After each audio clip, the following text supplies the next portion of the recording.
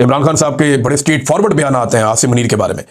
वो ये कहते हैं कि इस वक्त मुल्क का जो कंट्रोल है आसिम मुनीर फर्द वाहिद के पास है। आसिम मुनीर इतना जालिम आदमी है कि एक ज़हनी मरीज है जैसे ये इमरान खान साहब ने कहा, आसिम मुनीर को कहा कि ये बहुत जालिम आदमी है और ये एक ज़हनी मरीज की तरह है। पाकिस्तान की तारीख में जितना जुल्म आसिम मुनीर ने किया अपने दौर में, इतना किसी और डिक्टेटर ने नहीं किया। ना इन्होंने बच्चे छोड़े, ना औरतें छोड़ी, ना बुजुर्ग और ज़ईफ लोगों को छोड़ा।